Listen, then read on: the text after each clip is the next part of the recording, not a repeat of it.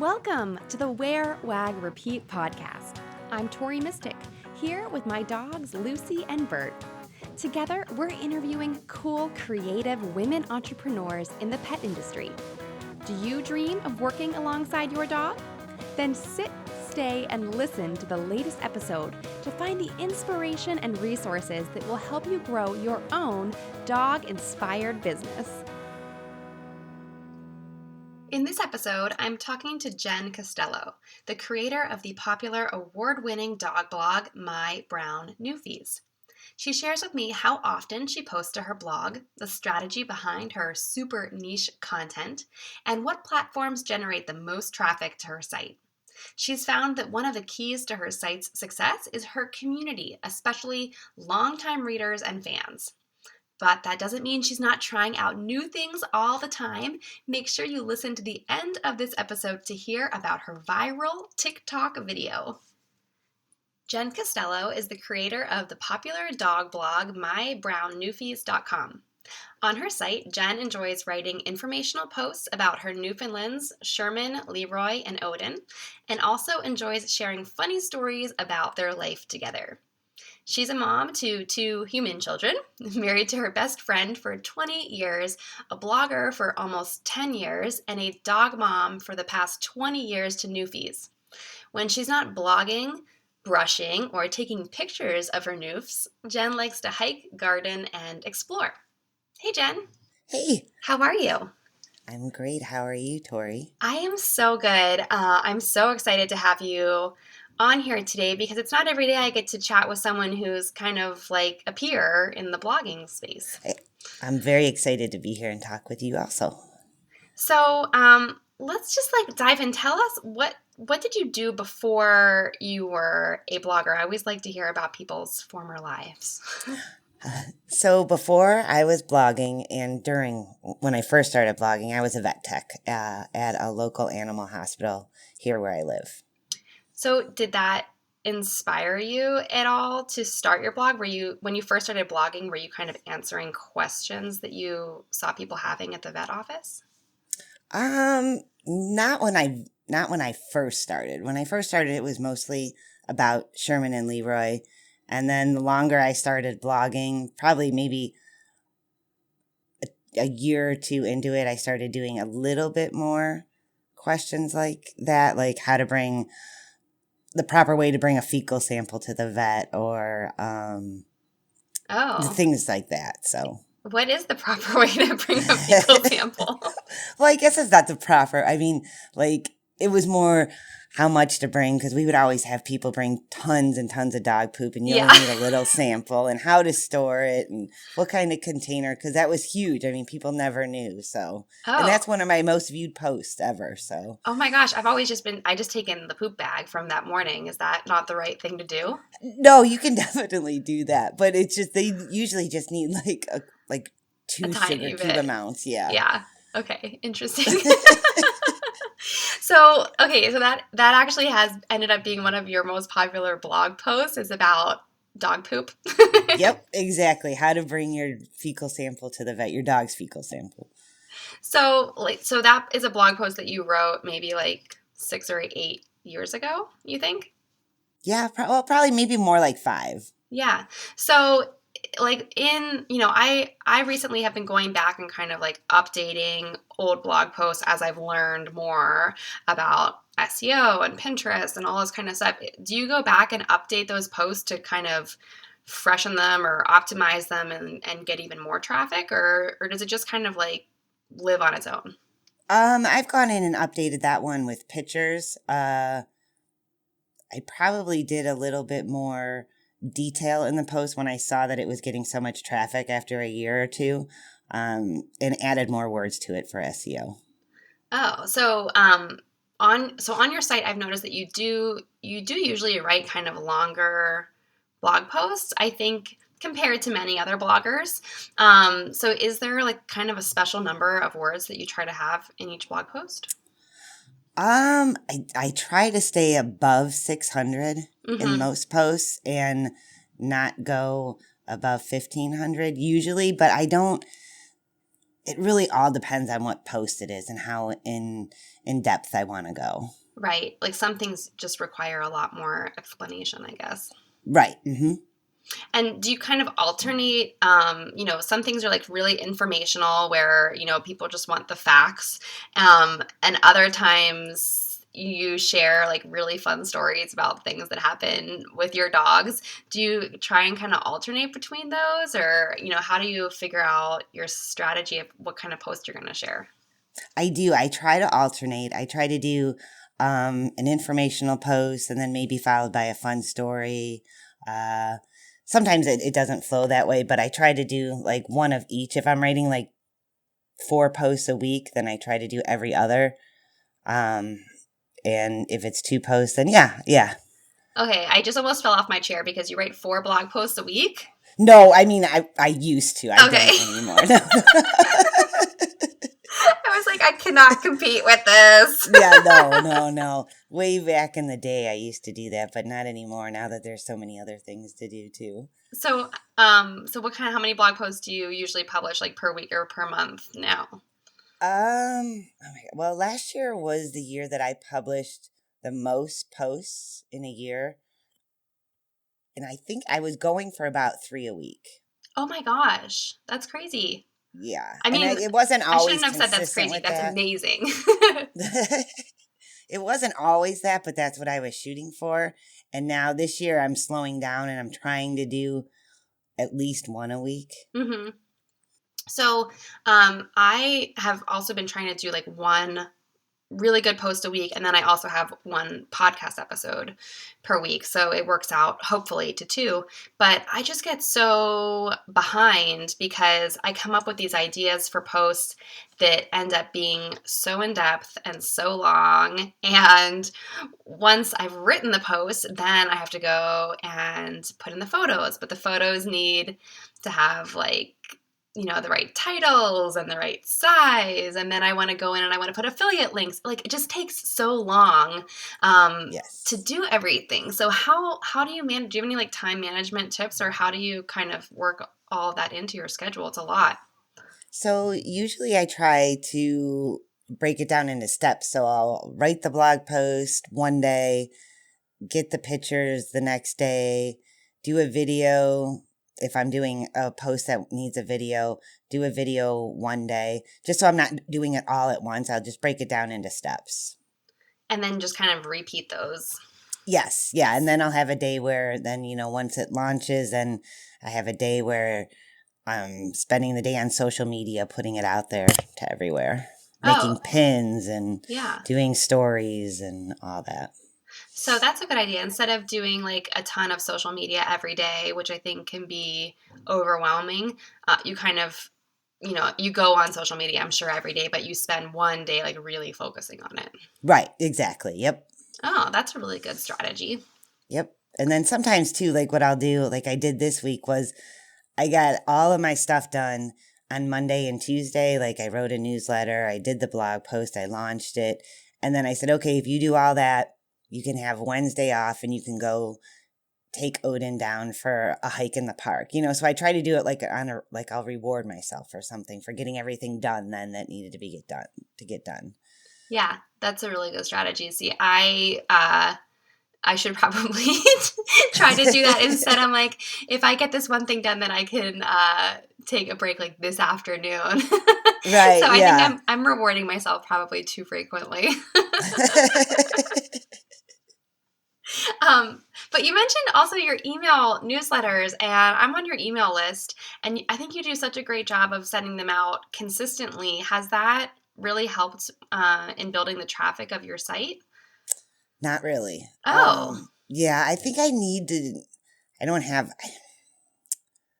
have more of a strategy with it. I'm kind of lost on the newsletters and building that. I have very small subscribers to that. So compared to everything else, that's pretty small.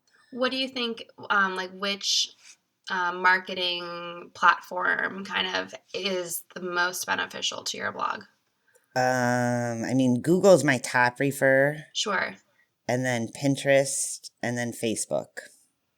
Yeah, Pinterest is definitely a like, again, probably number 2 for me after Google. So what kind of strategy do you implement on Pinterest? Are you creating special images or multiple ones for each post, or, how do you make it so effective for your blog?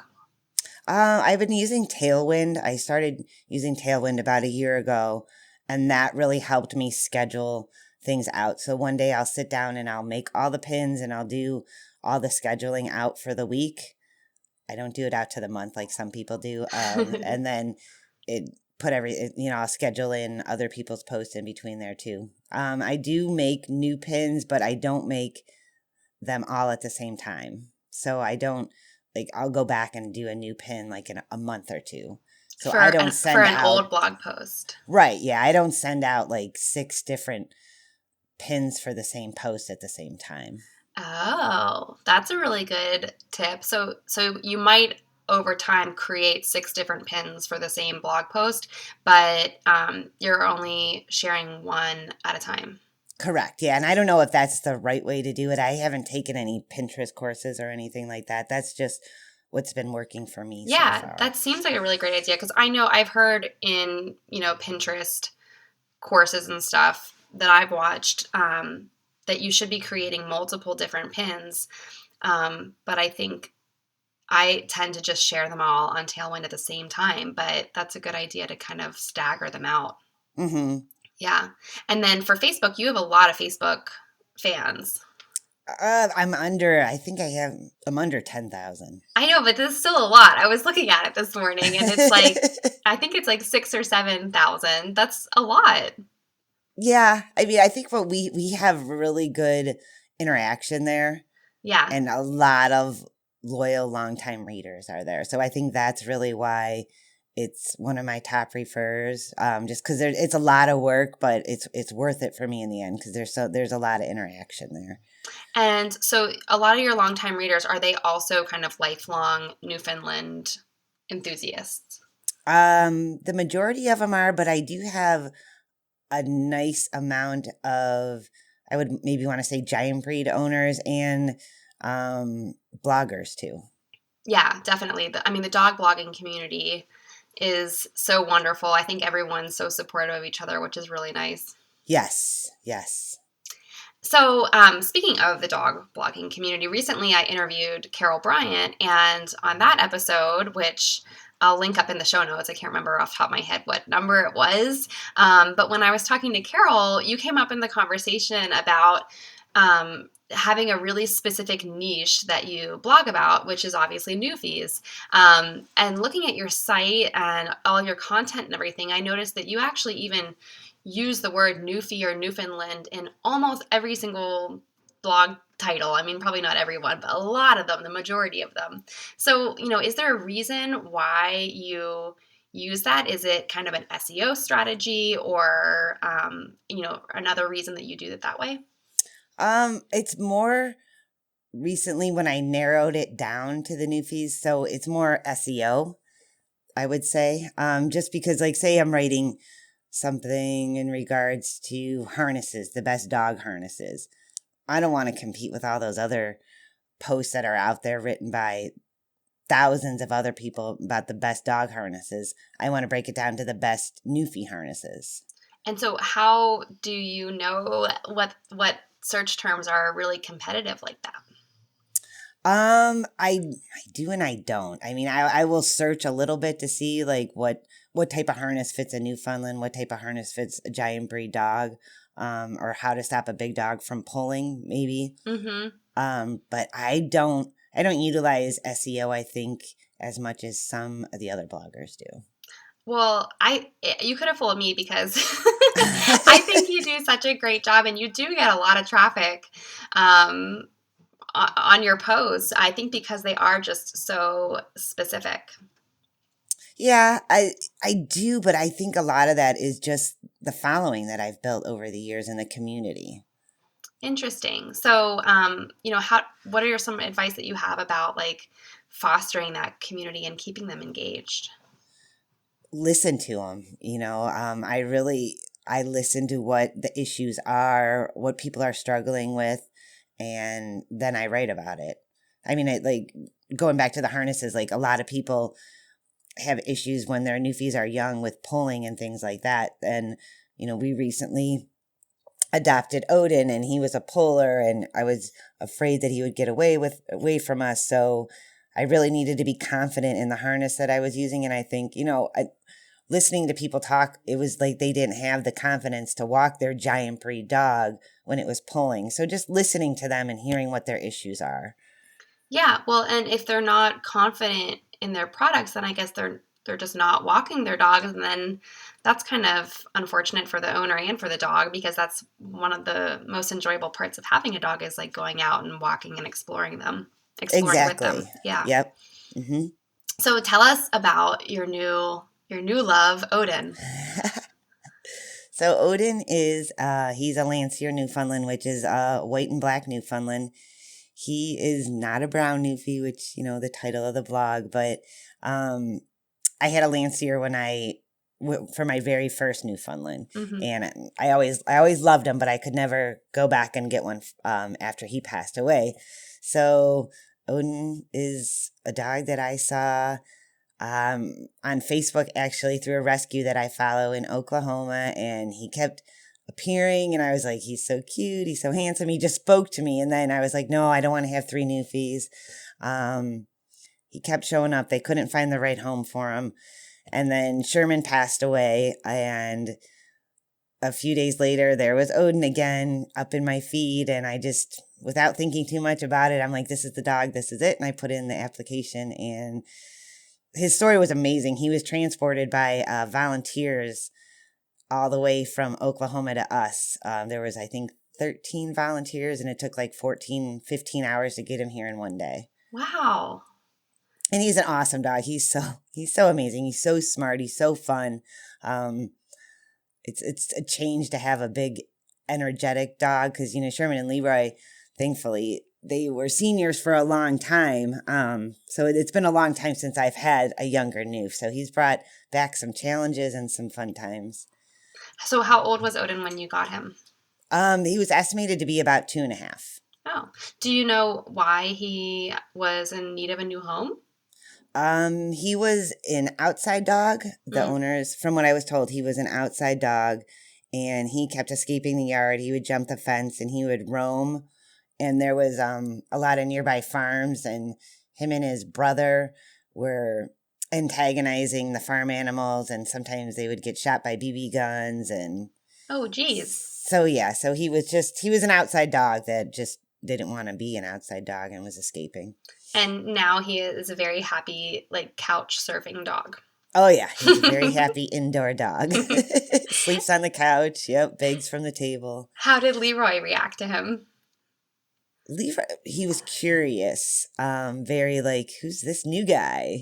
Showing me up, and curious, but they're really indifferent to each other. They don't really, they don't interact very much at all. And I don't know if it's because of the age difference, but they're just very indifferent with each other. Yeah. You know what? When I got Lucy as a puppy, my previous dog was 9 years old. And so they were 9 years apart. And they loved each other, but they just like didn't really, they weren't as close. Like, right. Mm-hmm. And so now it's really interesting since I got Bert and he's the same age as Lucy, the two of them just are like, I always say that they're like soulmates. Having them, I think, be the same age, like they just are so much closer with each other than Lucy ever was with Lola, which is just really interesting to see. Right. Yeah. Yeah. They just, I don't know if it's because like Odin senses that, Leroy's older and, he doesn't get around as well. So he just kind of, sticks to himself. But well, that's nice that he respects him. Yeah. Mm-hmm. Definitely. So speaking of Odin, he like stole the show the other day on TikTok. I'm a TikTok addict. I've talked about it on other episodes, but I was scrolling through my For You page and I saw the two of you, and then I looked down and it had like hundreds of thousands of views.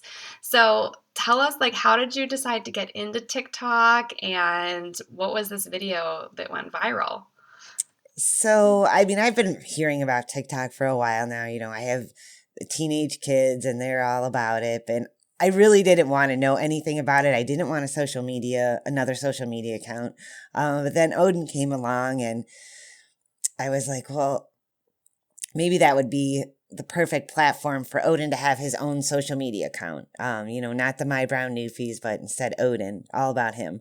So I studied the platform for like over a week, and I just went through it and was trying to learn everything. And then we made our first video. We introduced Odin, and then did a few videos after that. And then I saw the chip challenge or whatever it's called. Yeah. And I was like, all right, well, Odin will be good at this, So we did one try, and it just worked out perfectly that he froze better than I did. And then as soon as the music started back up, he hit the can. It was perfect. It was like he was an actor and he knew exactly what to do. But and then it just went from there.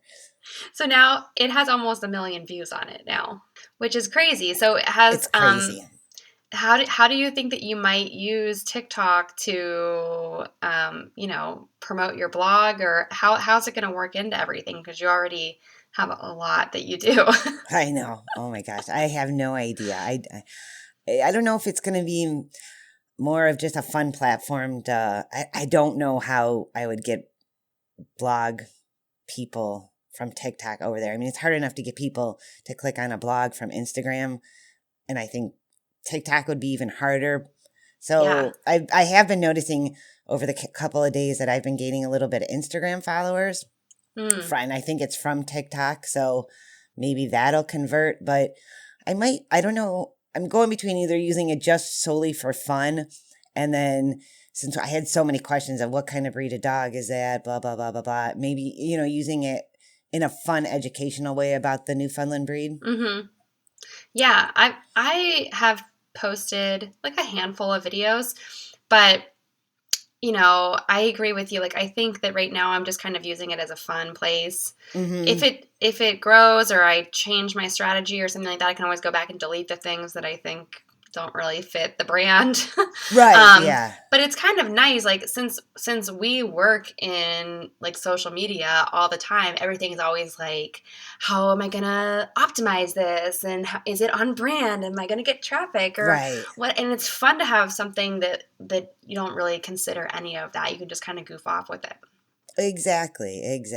And it's still too, it's a lot of still learning the platform. I'm trying to see how people are using it and what's working for them. I mean, I know everybody's different, but you see some of the educational ones and you see some of the fun ones. So it's fun to learn the platform too. So yeah, we'll see. See where it goes. Yep.